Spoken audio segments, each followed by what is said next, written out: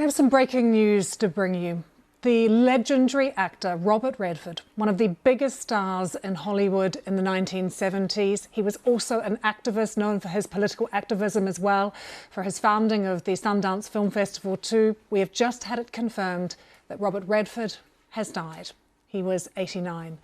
He starred in some of the decade's biggest films in the 70s, and as I mentioned, he then became a director and also an activist, one of the most important figures in American film, not just as an actor, a director and an activist, as a huge cultural influencer as well. Let's look back at his life with our arts correspondent, David Silito.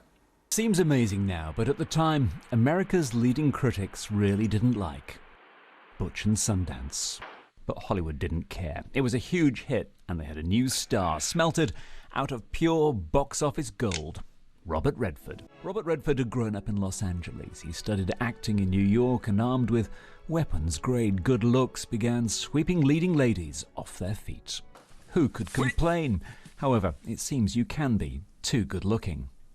The performances I would give would sometimes be overcome by how I looked, how the critic would focus on that rather than more subtle things within the character. And that began to bother me, and then I realized that it was a bit of a cage and that it was really hard to get out of. And by the time of The Sting, another good-natured buddy movie with Paul Newman, he was keen for something dark and gnarly. Robert Redford didn't just star in All the President's Men. He had bought the rights to this tale of how the Watergate scandal was exposed, and he was a guiding hand through its progress to award-winning glory.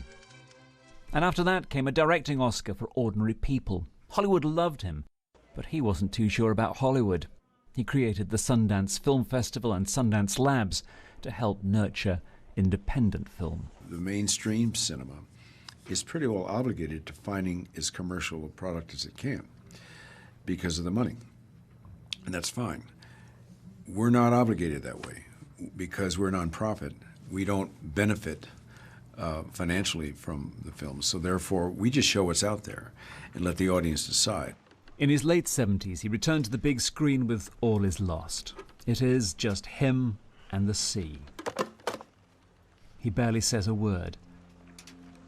A testament to that screen presence.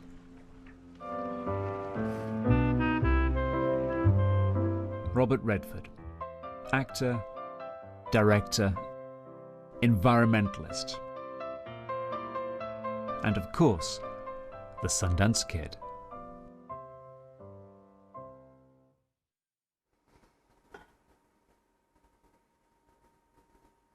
Incredibly sad news coming to us about the death of Robert Redford. He was 89 years old. We have just received into the BBC a statement from his publicist, Cindi Berger, who is chairperson and CEO of RNCMK. And she says Robert Redford passed away on September the 16th, 2025, at his home at Sundance in the mountains of Utah. The place he loved, surrounded by those he loved. He will be missed greatly.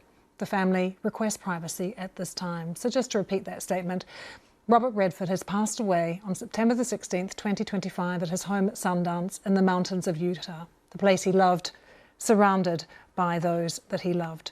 He will be missed greatly, and the family requests privacy.